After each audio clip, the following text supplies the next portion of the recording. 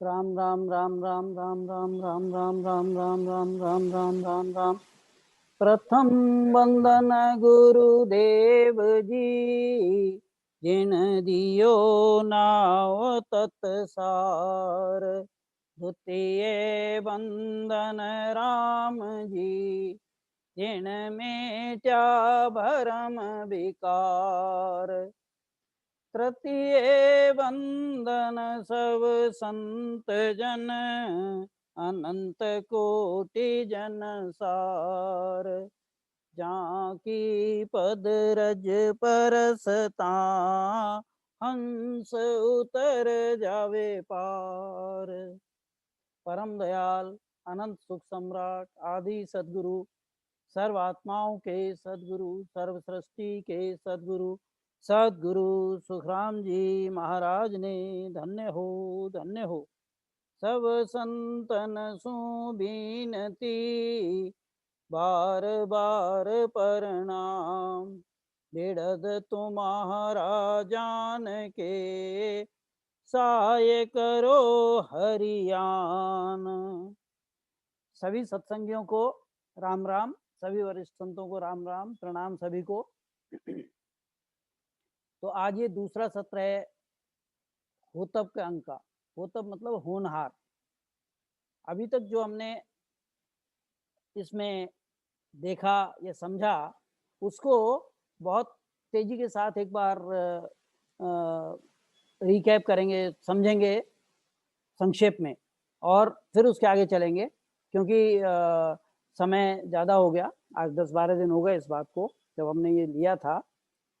तो इसमें हमने एक सभी से जानना चाहा कि भाई कौन कौन ये कहता है कि भाई जो होनहार है वही होगा, और उस पर विश्वास करता है। तो हमारे बहुत सारे राम सनेहियों ने अपना रेज हैंड किया कि हाँ ऐसा है। इसमें गुरु महाराज क्या कहते उसको हमने देखा कि ये होनहार है क्या। होनहार एक अस्त्र है होन काल का, जो आपको और हमें सबको इस होन काल में रखता है। और जिस तरह से काल का अस्त्र कर्म है कि हम कर्मों के वशीभूत होकर और काल के चंगुल में फंसे रहते हैं, काल के जाल में फंसे रहते हैं, ऐसे ही जब आदि में आए तो काल, उस समय कर्म तो थे नहीं, फिर हम कैसे यहाँ फंस गए। तो ये जो चक्र है ये किसने उत्पन्न किया हुआ है? ये उस होन काल का काम है। तो ये होन काल से ही ये शब्द होनहार बना है। तो होनहार, होतब जिसको कहते हैं, ये वहां से प्रकट होता है, और ये बहुत सारे लोगों को एक साथ प्रभाव करता है, और उन सबसे वो कर्म करा देता है जिन कर्मों के प्रभाव से वो इस 3 लोग 14 वन में भटकते रहते, इस 84 में भटकते रहते हैं। तो हमने ये देखा था कि ये काल है, काल का औजार कर्म है। इसी तरह से होन काल का औजार होनहार है, होतब है। जब इस काल ने, काल के संवाद में हमने देखा कि काल ने जब बोला कि होनहार मैं ही हूं और मैं जो करना चाहूं वही करता हूं, इस तरह से मैंने सबको बांध रखा है, तो उस समय गुरु महाराज ने बताया था कि जन सुख देव तब बोलिया, होनहार सो झूठ, साहिब हुआ न होबसी, इडग अडोलग मूठ। क्या बताया कि होनहार सो झूठ, होनहार को मानकर मत बैठ जाएं, ऐसा नहीं करना है। ये जो संगत में आप आए हैं, ये शब्द जो आपके कानों में जा रहे हैं, ये वो शब्द हैं जिससे होनहार टल जाता, होनहार का प्रभाव जिससे नहीं पड़ता, हम होनहार से बाहर निकल आते हैं। ये साहिब सदगुरु, आदि सदगुरु सुखराम जी महाराज जो साहिब के आदेश से यहाँ पर आए, उनके वचन है, उस देश के वचन है। ये अनुभव वाणी है जो उस अगम देश की है। इसको अगर हम सुनेंगे तो होनहार भी पीछे रह जाएगा। जैसे कर्म यहाँ पर कट जाते हैं और प्रारब्ध हम भोग के काट लेते, ऐसे ही होनहार हमें रोक नहीं सकता। उस आ जरूर जाएगा लेकिन हमें रोक नहीं सकता, इसमें घेर नहीं सकता। तो ये हमने देखा। करना क्या पड़ेगा कि सदगुरु की शरणागति लेनी होगी और नाम स्मरण करना पड़ेगा। ये दो ही चीज से, इन शब्दों को सुनकर हमें ये चीज धारण करनी है। इसमें गुरु महाराज ने पूरा ये पावर पैक्ड, एकदम कहते हैं ना कैप्सूल है ये। इसमें बहुत सारी बड़ी बड़ी बातों को गुरु महाराज ने, बहुत अच्छी अच्छी बातों को, और छोटे से एक 13 साखी के अंग में, होतव के अंग में सब समेट के आप और हमारे सामने रखा कि जगत क्या कहता है। उन्हीं की बातों को लेकर गुरु महाराज ने बताया कि तुम ऐसा कहते हो तो कौन कौन इस होनहार के बस में है, और उन्हें जब तक नहीं छोड़ोगे तब तक कैसे आप लोग परम मोक्ष की प्राप्ति करोगे। इसलिए गुरु महाराज कहते हैं, मेरी शरण हंस जो आवे सो आनंद पद पासी, बांधा और सकल पिस्तासी। और सब तो उस होनहार के चक्कर में आकर कर्मों में फंस जाते हैं, और कर्म उन पे लागू हो जाते हैं, और कर्म लागू होने से इस 3 लोग 14 भवन में रहते हैं। तो इस कर्मों से हटाने का जो साधन है वो गुरु महाराज ने इस जगत को दिया। और उसका क्या क्या दिया उन्होंने कि एक सदगुरु का शरणा लो और नाम स्मरण करो। तो एक हमने देखा नारद मुनि, जिनको श्राप दिया राजा दक्ष ने, जिसके 10,000 पुत्रों को नारद मुनि ने ज्ञान देकर भक्ति मार्ग में डाल दिया था, और उनके पूरे वंश में कोई भी राजा बनने लायक नहीं छोड़ा, राजपाट संभालने वाला कोई नहीं रहा। तो ये देखकर दक्ष ने नारद को श्राप दे दिया, और नारद से कहा कि अब तू कैसे बैठ के स्मरण कर सकता है, अब तू 3 लोग 14 भवन में घूमता रहता है। एक कहते हैं कि एक पलक भी ठहर नहीं सकता, घड़ी सो पहर पलक ना ठाड़ा, भरमत जुग सो जाए बिलाई। वो हर समय भ्रमण करते रहते हैं, और जैसा तरह तरह का ज्ञान, इस जगत को अलग अलग ज्ञान देते रहते हैं। वेद व्यास को उन्होंने वेद सिखाए, और जब रत्नाकर डाकू, जो कि वाल्मीकि के नाम से जाने जाते हैं, उनको राम नाम बताया। प्रहलाद की माँ कयादू को उन्होंने ये राम नाम बताया। तो जैसे जैसे जिसके कर्म है और जैसा जैसा जीव है, उसको देखते हुए अलग अलग ज्ञान देते हैं। तो यहाँ पर गुरु महाराज यही बताते हैं। फिर बताया कि कोई कहता है कि बहुत महान हो जाओ, महान बनने से गुरु महाराज कहते हैं सबसे ज्यादा तेजस्वी सूर्य है, उसका भाग्य देखो कैसा है, उसके लिए भी होनहार उसके साथ कैसी है। चंद्रमा का उदाहरण दिया कि उससे ज्यादा निर्मल हो सकता है कोई। तो कहते हैं तुम ही कहते हो कि उसके धोती का दाग लगाए। तो ऐसे विशाल होने से काम नहीं बनेगा। समुद्र है, बहुत विशाल है, लेकिन पानी खा रहा है उसका। 3 चुल्लू में अगस्त मुनि ने उसको पी लिया। ये सब तुम्हारी कथाएं हैं, तुम ही लोग कहते हो, जगत को गुरु महाराज कह रहे हैं, ये सब कहते हो ना। तो इस बात को समझो। गुरु महाराज यही कहते हैं कि ये महान बनने के चक्कर में मत रहो, तुम मेरी शरण में आओ, सदगुरु की शरण में आओ। इस सत्स्वरूप का ज्ञान, इस सत्स्वरूप के जो रिप्रेजेंटेटिव यहाँ पर हैं, उनको मानो, जो उनके औहदेदार यहाँ पर बैठे हैं, जिन्होंने वो डिग्री हासिल कर ली, जिन्होंने वो औहदा ले लिया, उनकी शरण में जाओ और नाम स्मरण करो। तो तीसरा उन्होंने, जैसे हमने देखा कि उन्होंने कहा शंकर की बात करते हैं, महादेव महादेव महादेव उसके। तो उन्होंने कहा कि देखो, आप ही लोग कहते हो वो धन और पुत्र देते, ऐश्वर्य मिलता है, पुत्र संतान की प्राप्ति करवाते हैं। तो गुरु महाराज कहते जब एक तरफ ये मानते हो और दूसरी तरफ ऐश्वर्य की अगर बात करो, तो वो तो विष खाते हैं, आग धतूरा भांग पीते हैं, ये भी तुम ही बोलते हो। तो कहते हैं फिर ये कैसे हो रहा है।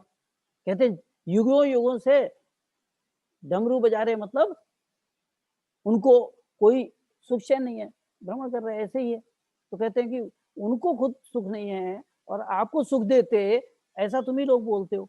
तो वो भी होनहार के वशीभूत है। विष्णु अवतार लेते गर्भ में आकर, मनुष्य देह धारण करने के लिए राम को जब आना पड़ा, तो राम को कौशल्या का पुत्र बनना पड़ा, कौशल्या के गर्भ में आना पड़ा। कृष्ण को देवकी के गर्भ में आना पड़ा, परशुराम को रेणुका के गर्भ में आना पड़ा।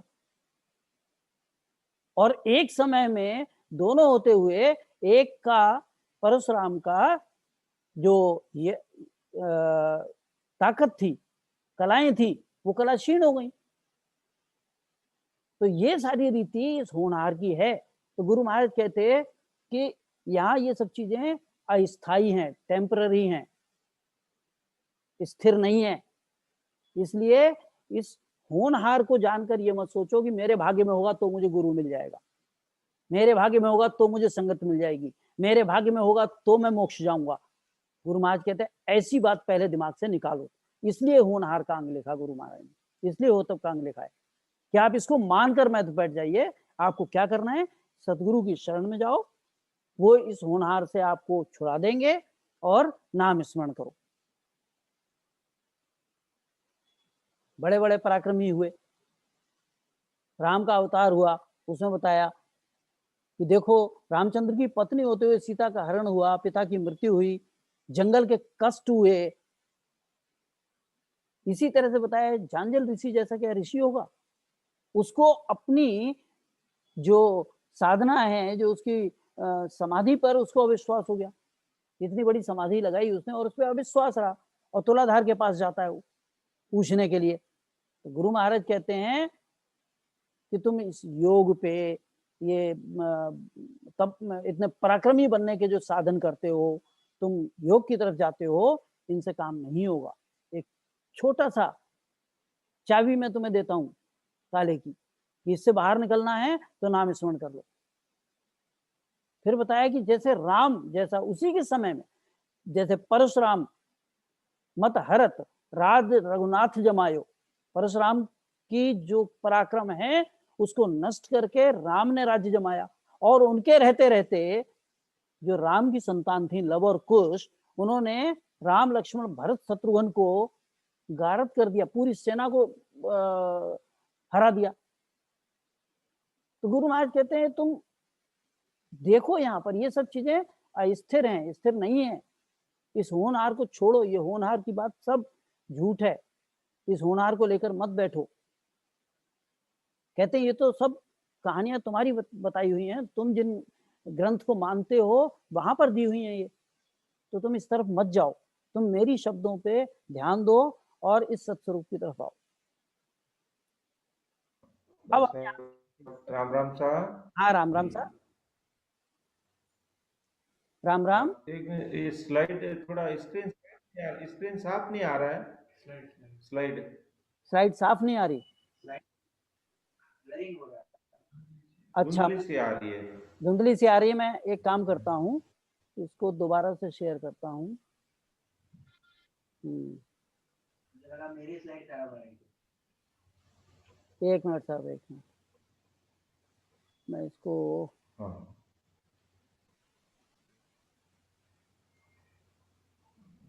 New share.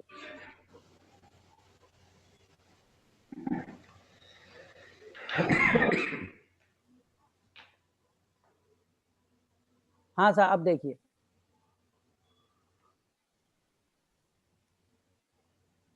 ठीक है साहब। तो अभी क्लियर, हाँ अब आई है, आ गई, क्लियर आया, ठीक है। हाँ ठीक है सर, ठीक है।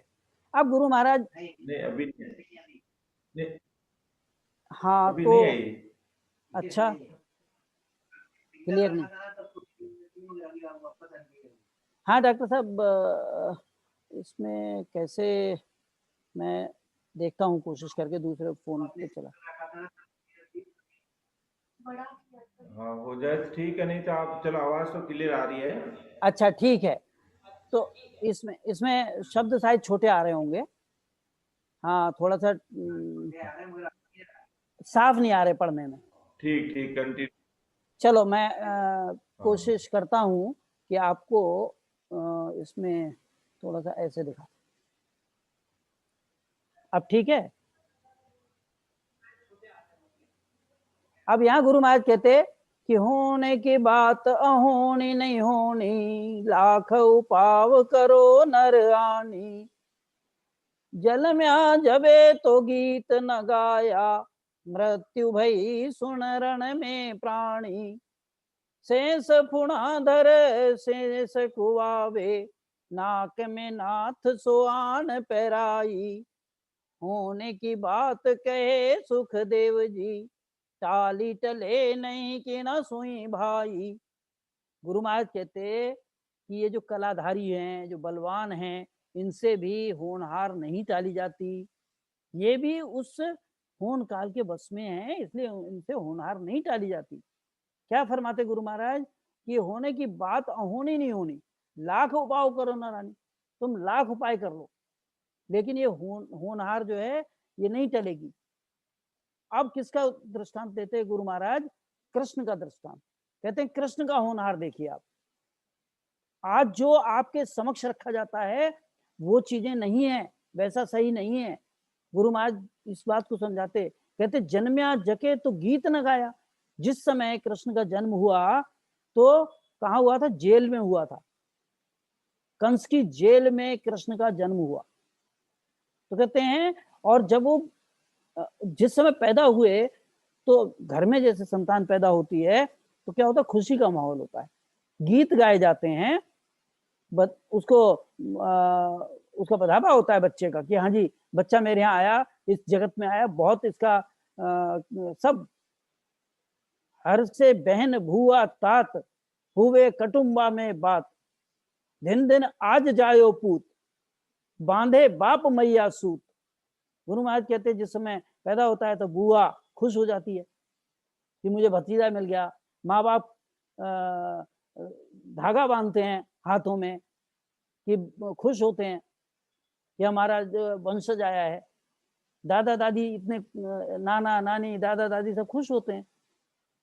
कहते हैं कितना माहौल खुशी का रहता है। लेकिन कृष्ण के साथ क्या हुआ कि जन्म्या जके तो गीत न गाया। आज कहते हैं उस समय जब कृष्ण पैदा हुए तब तो गीत गाए नहीं गए, और आज क्या करते हैं कि जितने भी मंदिर हैं जन्माष्टमी वाले दिन सब में उत्सव मनाया जाता है। तो ऐसा गुरु महाराज फरमाते। सीता वाईसा का फोन आ रहा है, 1 मिनट, चलो जाने दो। तो कहते जन्म्या जवे तो गीत न गाया, मृत्यु भई सुन रण में प्राणी। तो गुरु महाराज कहते हैं कि उनके रहते हुए तो ऐसा हुआ नहीं था, जब वो पैदा हुए थे तब तो कोई गीत गाए नहीं। आज दिखावे के लिए ये उत्सव मनाते हैं, गीत गाते हैं। भाई साहब सत्संग चल रही है,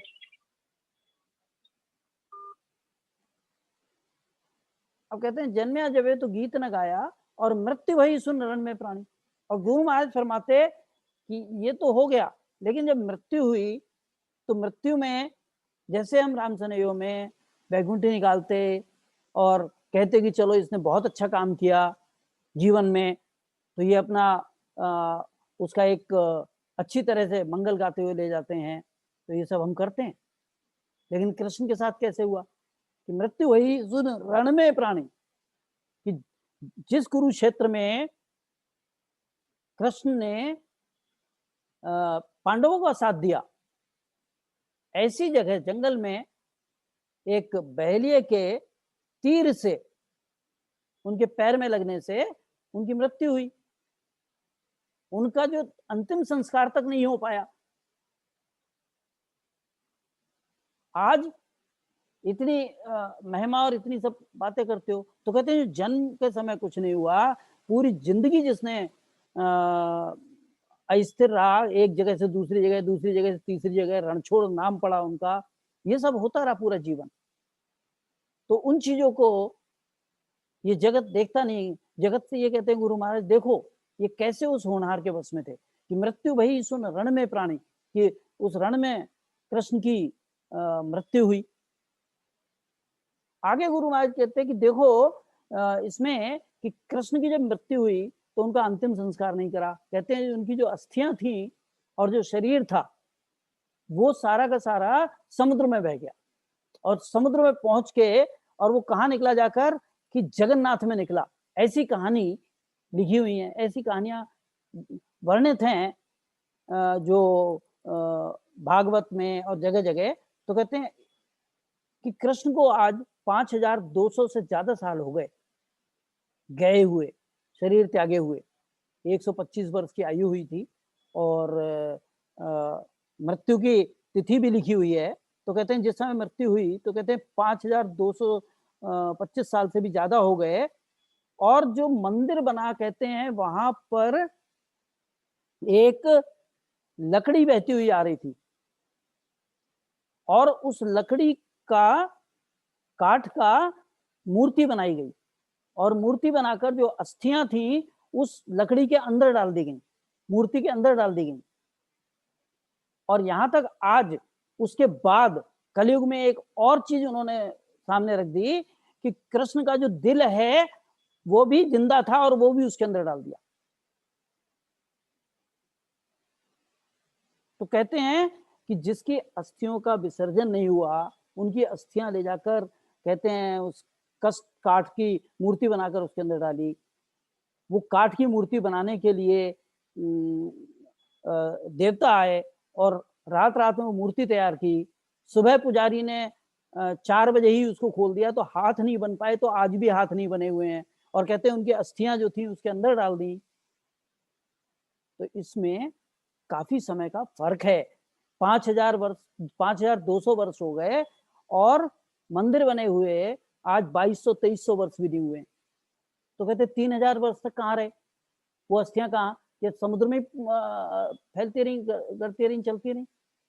तो कहते हैं ये सब ऐसी चीजें बाद में लोग लिख जाया करते हैं, लिख देते हैं उसको विश्वास लाने के लिए। कितना सत्य है कितना झूठ है इस पे नहीं हम चर्चा करना चाहते, लेकिन होनहार देखो कि जिसका जन्म के समय कुछ नहीं हुआ, मृत्यु का उसका अंतिम संस्कार नहीं हुआ, उसकी अस्थियां समुद्र में बह गई, उन अस्थियों को ले जाकर उस मंदिर में रख के और आज कृष्ण का वो मंदिर जगन्नाथपुरी में बना हुआ है। तो कहते हैं इस तरह से ये कथा आज प्रचलित है। लेकिन उसका होनहार देखो आप। तो गुरु महाराज कहते हैं जब कृष्ण जैसा नहीं बच पाया कलाधारी, जो 16 कलाओं का अवतार माना गया, तो क्या उसके जो फॉलोअर हैं, जो उसको मानने वाले हैं, वो उस होनहार से बच जाएंगे क्या? इसलिए गुरु महाराज कहते कि मेरी शरण में आओ, इस सदगुरु की शरणागति लो और नाम स्मरण करो। अब एक और इसमें गुरु महाराज आगे समझाते कि शेष फुणादर शेष को आवे, नाक में नाथ सो आन पैराई। उसी कृष्ण ने बचपन में मथुरा के अंदर कालिया नाग था, उसके 1000 फन थे, शेषनाग का वंशज था वो। तो शेषनाग के वंशज को कहते हैं कि ऐसे के नाक में नाथ पहना दी। ऐसा जो जिसका पूरी पृथ्वी को सिर पे रखे हुए है, इतना शक्तिशाली है, कहते हैं उसको नाक में नाथ पहना दी। तो कहते हैं ये भी होने की बात है कि देखो वो ऐसे बस में हो गया।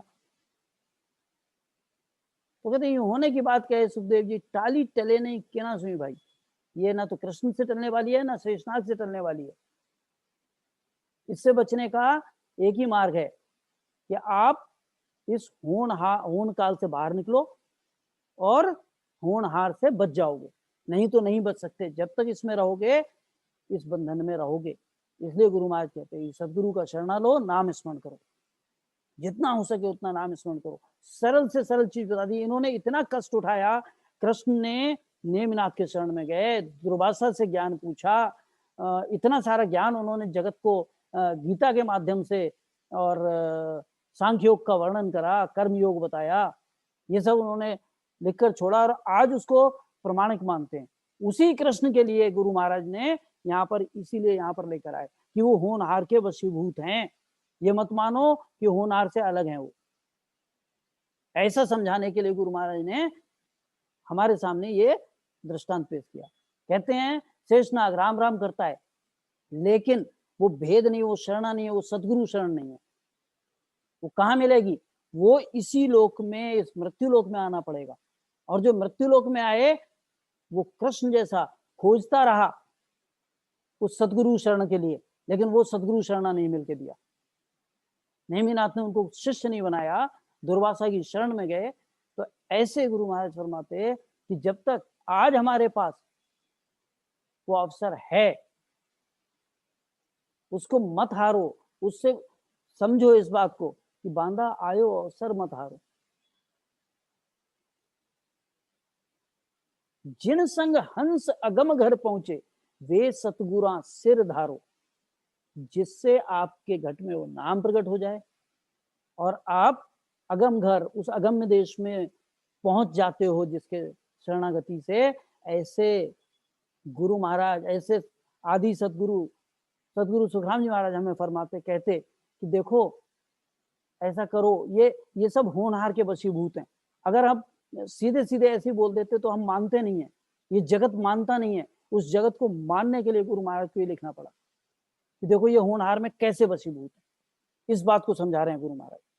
वैसे तो कह देते हैं कि हाँ चलो जी बैकुंठ है, ये है, वो है, ये सब इसमें नहीं आपका होगा, लेकिन गुरु महाराज उन्हीं सारी बातों को एक प्रभावशाली तरीके से हमारे सामने रखने के लिए वो सारे दृष्टांत इस 13 साखियों के अंदर रखे गुरु महाराज ने। आगे बताते हैं, ये थोड़े इसमें बहुत सारी चीजें हैं। इसमें साखी एक है लेकिन बहुत अच्छी साखी है। अब गुरु महाराज कहते हैं कि कोई ये कहे कि सत धारण कर लिया, सतव्रत हो गया, तो क्या हो जाएगा काम? उसको लिया, भक्तों को लिया, ये सब इसमें बताया है।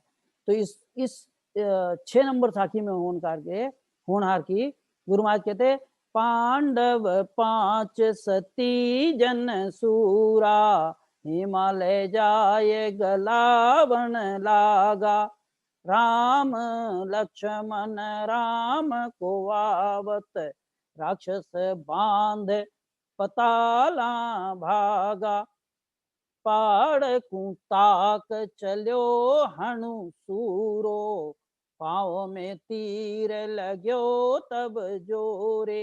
यूं होने की बात कहे सुखदेव जी, 3 त्रिलोकी में मोड़ी ना मोरे।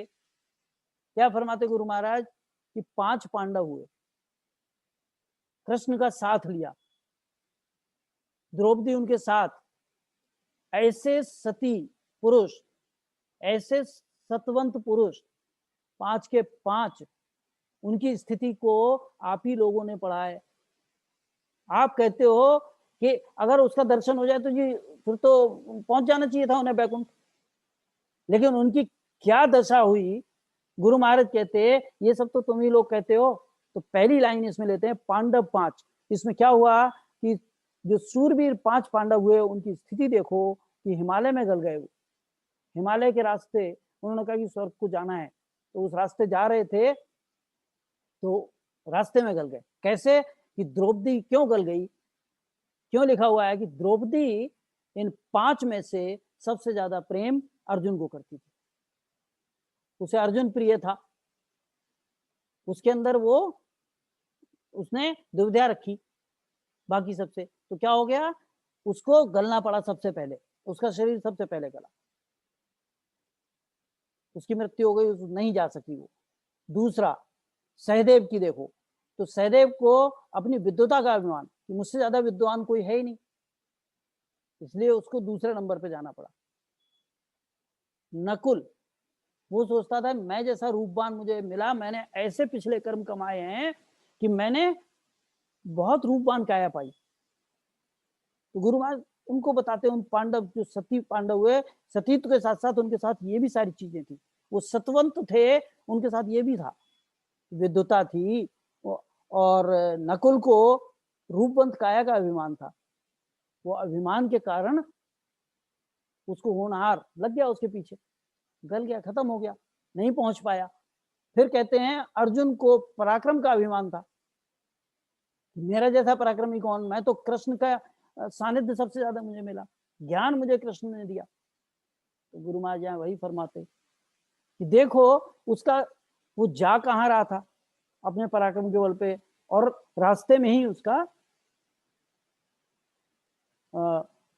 शरीर गल गया। तो कहते भीम, उसको अपने शरीर पे अभिमान, इतना बलशाली हूं मैं, मेरा शरीर वज्र का है। तो कहते हैं भीम का शरीर भी उस अभिमान को वहां पर खत्म हो गया।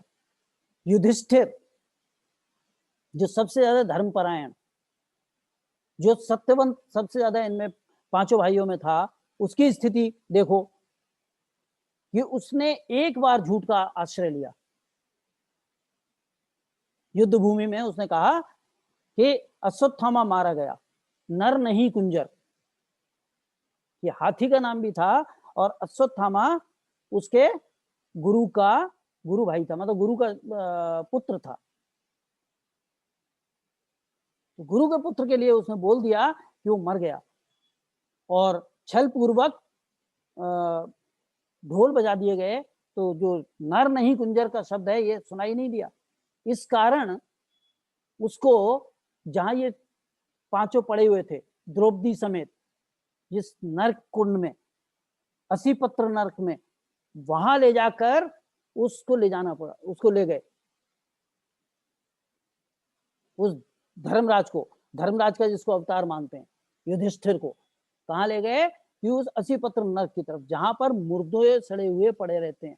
जैसे मुर्दों में दुर्गंध आती है, सड़ जाते हैं, ऐसी दुर्गंध आ रही थी वहां पर। तो सुखसानंद जी महाराज ने उसमें लिखा है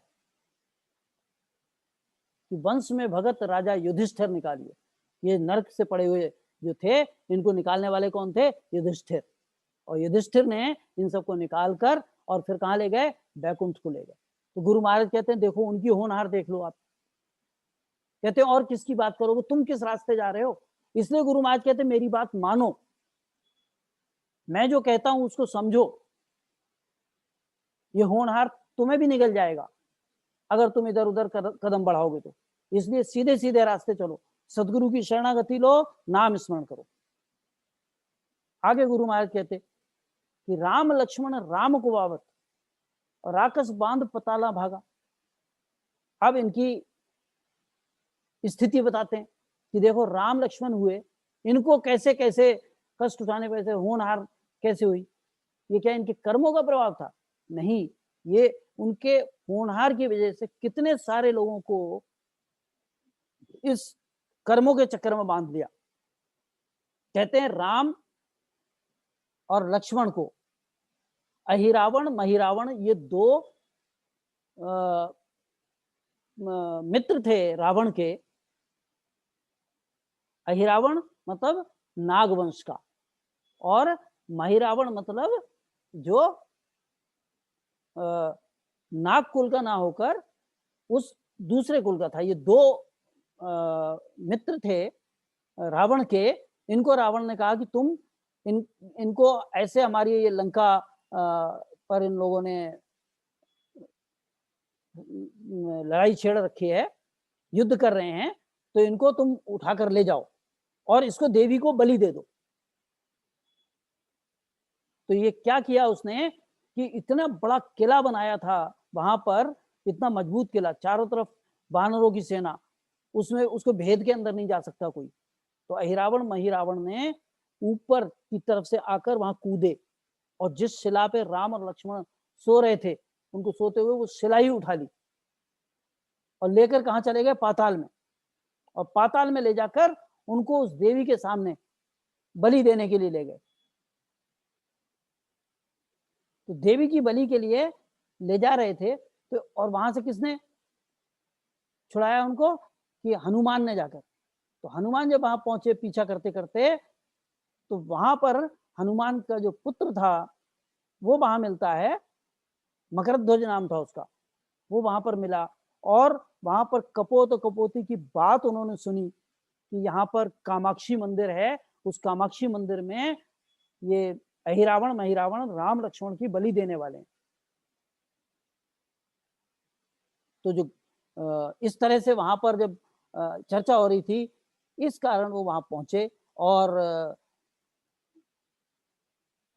उसके आधार से, अपने पुत्र के आधार से कहते हैं कि उन्होंने अपने पुत्र के आधार से उसका रास्ता निकाला और राम लक्ष्मण को बचाया। तो कहते हैं देखो कितना कष्ट झेलना पड़ा, कितना।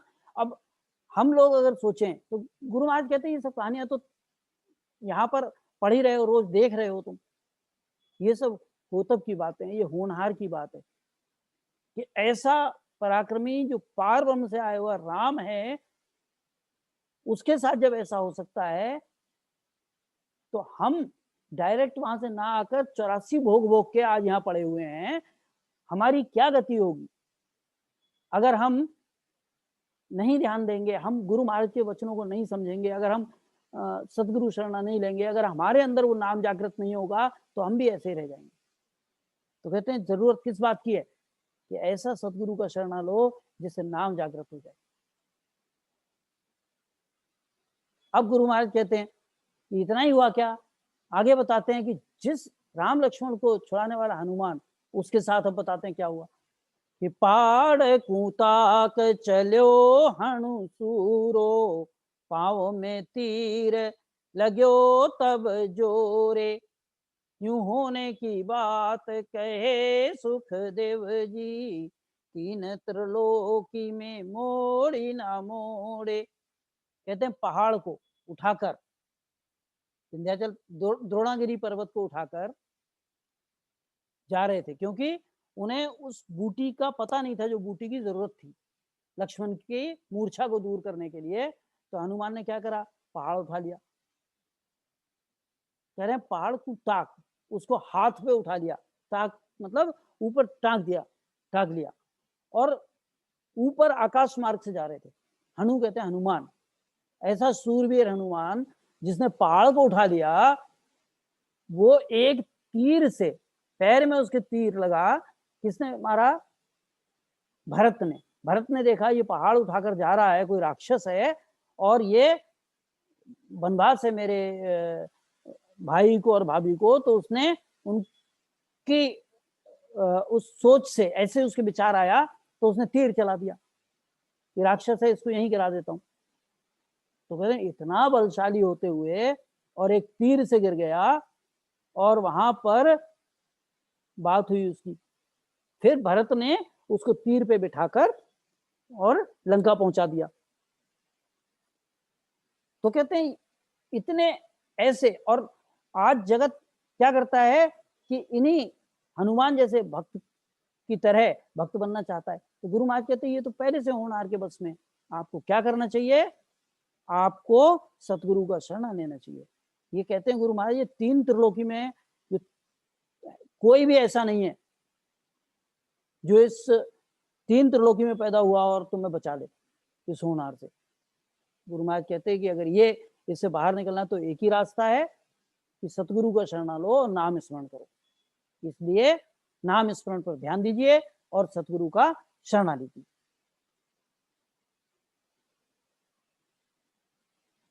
अब गुरु महाराज कहते देखो कि सुनो सब ज्ञानी ध्यानी, ऐसो कौन जानिए, होनहार होत बस तारी हूं ना टर है, बड़े बड़े भूप सो तो बादशाह बखान कहूं, देव दानु राज ऋषि कसे कर मर है, सिंगी से सरस ऋषि तप ध्यान जो रहे, ताही के करूर तेज इंद्र मेघ डर है, कहे सुख राम यो तो होत बस जोर है, ऋषि जोगी देव सुई रत्ती नहीं टर है। किस किस के लिए कहते हैं, ऋषि योगी देव, कहते हैं इनसे ये होनहार रत्ती भी नहीं टाली जा सकती। जैसा उसने होन काल ने कर दिया वैसी ही रीति से इनको चलना पड़ेगा, ये उससे बाहर नहीं निकल सकते, ये उसके वशीभूत हैं। और उनके साथ जितने लगे हुए हैं उनको सबको ये होनहार घेरता है। तो यहाँ गुरु महाराज कुछ दृष्टांत देते, कहते बड़े बड़े भूप, भूप कहते हैं राजा को। कौन से, जो ये अभी मनवंतर चल रहा है उसमें कौन भूप हुआ कि इतना बड़ा भूप हुआ कि जिसने पूरा पृथ्वी और पूरा स्वर्गलोक और पाताल सब पे राज्य किया। अब उसकी बात बताते हैं कि वो कौन था। मनु और शत्रुपा का पुत्र प्रियव्रत था। दो पुत्र हुए मनु और शत्रुपा के, एक प्रियव्रत और एक उत्तानपाद। तो प्रियव्रत बड़ा था, उत्तानपाद छोटा था। उत्तानपाद को राजकाज सौंप दिया। प्रियव्रत ने कहा कि मैं राजकाज नहीं करूंगा, मुझे तो परमात्मा की भक्ति करनी है। तो उसने चला गया और तपस्वी बन गया, तपस्या करता था। लेकिन जैसे जैसे उत्तानपाद खत्म हो गया, उसके पौत्र तक वंशज सारे खत्म हो गए। और उस समय प्रियव्रत जो था, क्योंकि वो उसने साधना करी, पूर्व मार्ग की, तो उसकी आयु बढ़ गई। तो उसकी आयु में वो अच्छा हृष्ट पुष्ट और यौवन अवस्था में था। तो ब्रह्मा ने जाकर उसको कहा कि देखो, ये भी तुम्हारा कर्तव्य बनता है कि तुम राजघराने में पैदा हुए हो, इसलिए तुम राज्य करो, तुम्हारा काम है कि राज्य करना। तो उसको उसका होनहार कैसे हुआ कि उसके पीछे लगा दिया ब्रह्मा को कि इसको पकड़ और इसकी तपस्या छुड़ाओ। और उस तपस्या को छुड़ाकर उसको राजा बना दिया। और कैसा राजा? जिसने इस पृथ्वी पे उसने कहा कि सूर्य जैसे कितने सूर्य खड़े कर दूंगा और पृथ्वी पे कभी अंधेरा नहीं होने दूंगा। तो कहते हैं उसके रथ से गड्ढे हो गए पृथ्वी पर, जो समुद्र बने। तो कह रहे हैं ये जो 7 समुद्र बने, ये प्रियव्रत के रथ के गड्ढों से बने हैं, ऐसा तुम्हारे ग्रंथ बोला करते हैं। तो जो ऐसे बड़ा बड़ा भूप हो गया, उसको होनहार ने नहीं बख्शा, उसको तपस्या से डिगाकर और राजकाज में डाल दिया। तो कहते हैं ऐसा दूसरा ऐसा ही राजा पृथु हुआ, जो पूरी पृथ्वी पे जिसने राज्य किया। उसने 99 यज्ञ कर लिए, उसका 100वां यज्ञ बाकी था, और इंद्र उसके पीछे पड़ गया। कभी ब्रह्मा के पास जाए, कभी विष्णु के पास जाए। तो कहते हैं उसकी होनहार देखो। पृथु ने क्या किया कि इंद्र को मारने के लिए उसने कहा मैं अब इंद्र को ही मार दूंगा, ये मेरे पीछे पड़ा हुआ है, मैं इसका कत्ल कर दूंगा, इसका गला काट दूंगा। तो ऐसा पराक्रमी राजा पृथु, जो पूरी पृथ्वी का राजा हुआ, इसलिए उसका नाम भी पृथु तो पड़ा, जब वो पूरी पृथ्वी पर राज्य कर रहा था और 99 यज्ञ संपूर्ण कर लिए उसने, 100वां यज्ञ उसका चल रहा था। उस समय व्यवधान हुआ और ब्रह्मा ने उसको रोका, तब जाके इंद्र का सिंहासन बचा। कहते हैं ऐसा पृथु जिसने इतने यज्ञ किए, उसको होनहार ने नहीं बख्शा। इसलिए गुरु महाराज कहते हैं कि ये ऋषियों से होनहार इन पे भी लागू होता है, ये भी उससे बाहर नहीं निकल पाते, ये भी उसी में ही रहते हैं। और बताते गुरु महाराज कि देखो,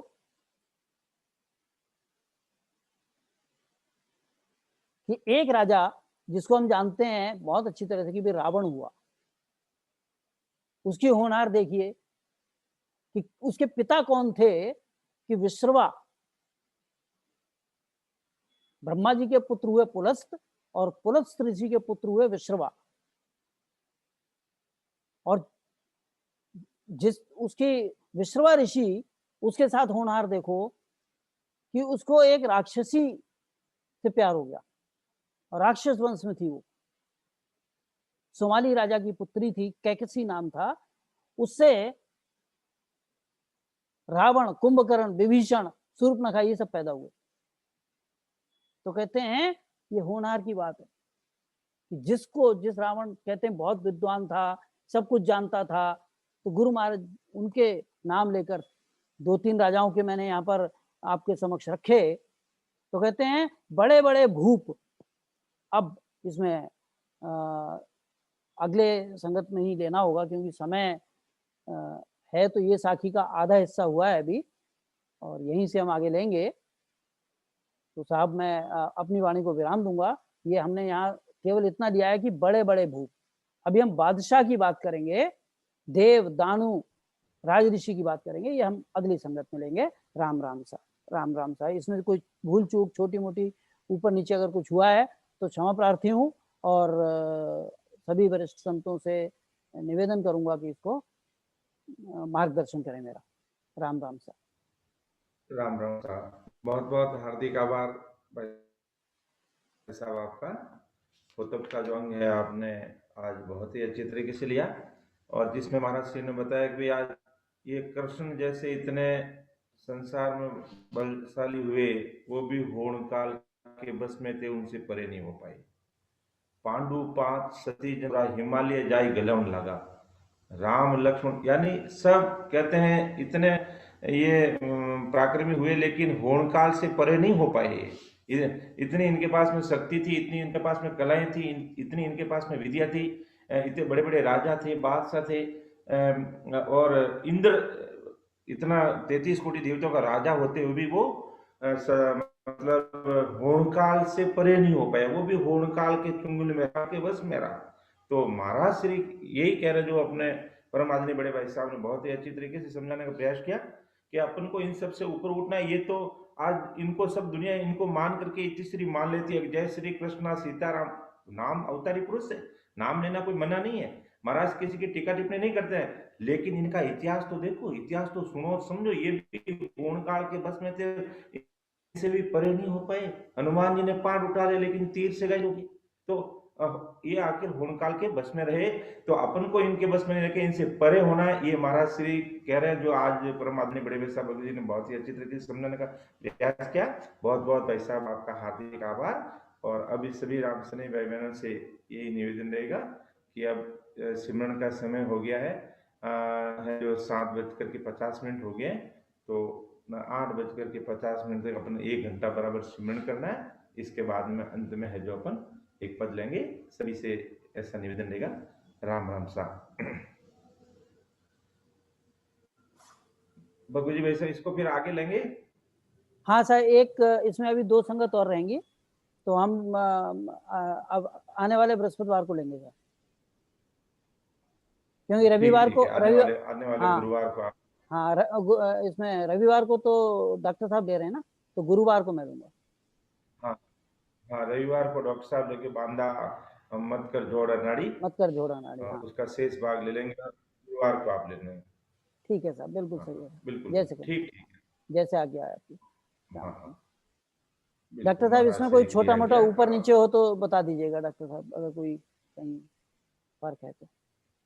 नहीं, बढ़िया रहा, आपने काफी विस्तृत किया, काफी हिस्ट्री बताई, बहुत बढ़िया रहा। डॉक्टर साहब की आवाज धीरे आ रही है ना भाई साहब? हाँ बहुत कम। वो इंटरनेट थोड़ा सा पता है आ रही थी अभी। हाँ थोड़ी धीरे आ रही है। हाँ, कम ज्यादा।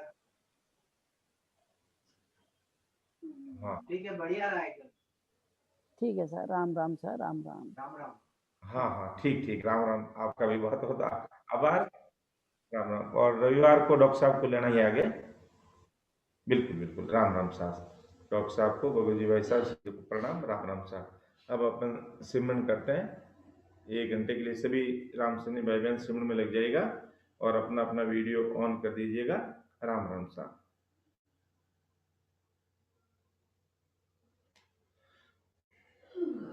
बहुत ही अच्छा रहा आज का सत्संग का कार्यक्रम। होतुकांग भाई साहब ने अच्छी तरह से लिया है।